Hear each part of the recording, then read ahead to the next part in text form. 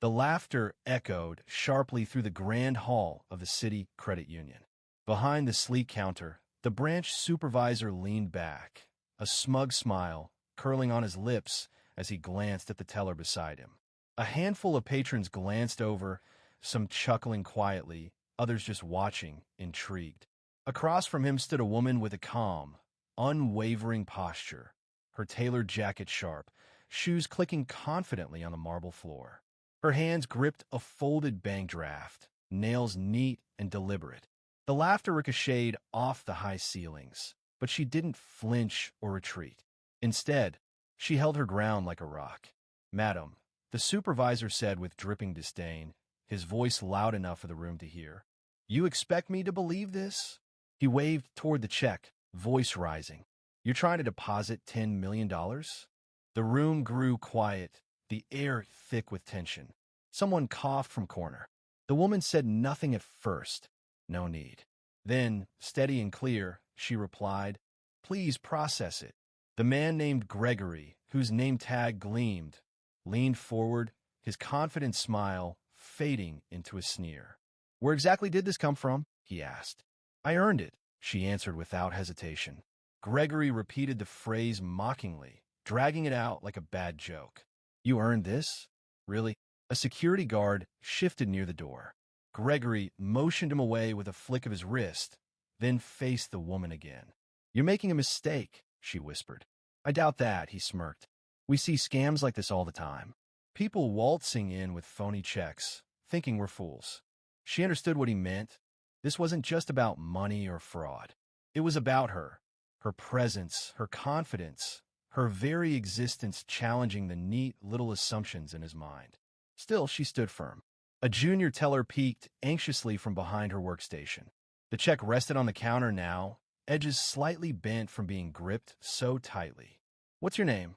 Gregory demanded, though it felt more like a test than a question. She met his gaze evenly. "You didn't ask anyone else, did you?" "No," he said with a sneer, "because no one else comes in here claiming millions." "I never said I'm owed anything," she replied smoothly. "I said I earned it." The tension thickened. Customers buried their faces in phones, pretending to be busy. A child tugged on his mother's sleeve, whispering, "Why is that man yelling at her?" The woman ignored the distraction. Gregory snatched up the check, waving it like a prize. "We'll need to verify this. It might take days." "That's fine," she said calmly. "This isn't some corner store cashing checks," he said, voice hardening. "This is serious business. You don't just walk in with something like this. And you don't laugh at someone's face," she shot back quietly. Gregory stared, trying to fit her into a box he had no label for. "You think this is about race?" "I don't think. I live it," she answered, steady and clear. A cough broke the silence. The guard stepped forward again. "Maybe you should take this somewhere else," Gregory suggested with smug dismissal. "Save yourself the trouble." She tilted her head. "So you won't have to apologize when you learn who I am?" He scoffed. "And who might that be?" Instead of answering, she pulled out her phone and snapped a photo of the check still clutched in his hand. "You can't do that," he barked. "I don't need permission to protect myself," she said coolly. Suddenly, the room fell silent. No one dared move or speak. Though she spoke softly, her words felt loud in the stillness. Gregory's eyes flicked to the check again, this time really reading it. The name at the bottom caught his attention, a name that sparked confusion, then hesitation, then reluctant recognition. "M.S. Hart?" he stammered. "Don't," she warned. "You already said enough," she added quietly. "When you laughed, you weren't just seeing paper. You were dismissing years of sacrifice." Her name was Tamara Hart. But to Gregory, she had been just another face, another woman whose success didn't fit his narrow expectations. He hadn't seen the late nights her mother worked janitorial jobs, whispering to Tamara, "You're not less, you're just unseen." He hadn't seen her father working double shifts as a bus driver, still helping with math homework by flashlight during power outages. He hadn't seen Tamara walking through neighborhoods marked with eviction signs, studying hard while others slept. But she remembered. Every time she was told to be grateful for scraps others received freely. Every time she was told to smile softer, speak quieter, take up less room. She remembered her business school graduation, her father, wearing a worn suit, clapping until his hands hurt. Build something they can't tear down, he said. And she had. 15 years of grinding, starting her tech company from a cramped apartment with no heat, weak Wi-Fi, and a battered laptop missing keys. She built a company that solved problems, hired overlooked talent, refused shortcuts, and never begged for approval. When the acquisition came through, $10 million signed and sealed, she didn't cry. She remembered every voice telling her to be realistic. Now she stood in this bank, being laughed at by a man who saw a lie where she saw hard work. "Madam," Gregory said again, tone forced polite now, "I need you to step aside while we verify this." "What exactly are you verifying?" she asked. Gregory straightened his tie. 10 million is unusual without prior notice. Money like this requires appointments. He glanced at the check again. The signature belonged to one of the biggest venture capital firms in the region. But all he saw was a woman who didn't look like what he expected success to be. "We'll hold this for fraud investigation," he said loudly. "Do you think I stole it?" she challenged. He stayed silent. "I'm calling corporate," she said, pulling out her phone. "Call whoever you want," he sneered, leaning in. "This is my branch." The guard stepped closer. "Is there a problem?" he asked. "Yes," she said, meeting his gaze.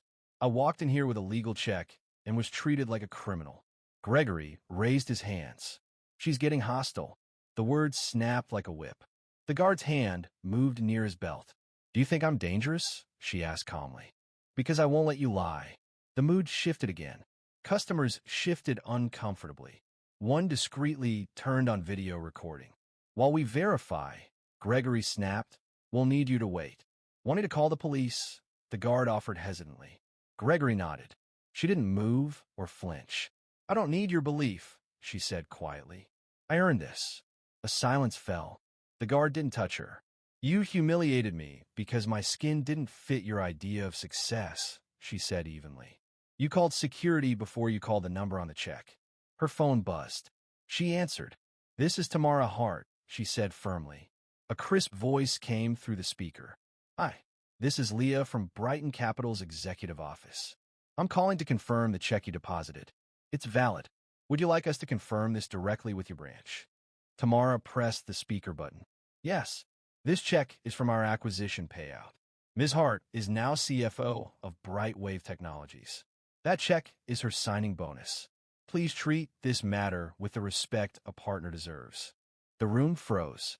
Gregory's face drained of color. He opened his mouth, but no words came. Tamara hung up, calm as ever. "Chief Financial Officer," she said softly. "Not a mistake. Not a fraud. Not a favor. That's what they think I'm worth," she said. "But you didn't even think I deserved a phone call."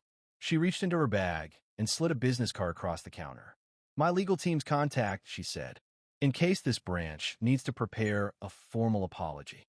Gregory didn't reach for it. "You thought this was your bank," she said, eyes sharp. "Turns out it's just another room where prejudice speaks louder than truth." She turned and walked away. Outside, the sunlight welcomed her like a standing ovation. The security guard nodded respectfully. Gregory stood, small and exposed. No one spoke in his defense because the truth didn't need words. It had already spoken for itself. Tamara's quiet strength shattered assumptions. Proving true success demands respect, not stereotypes. Her story reminds us.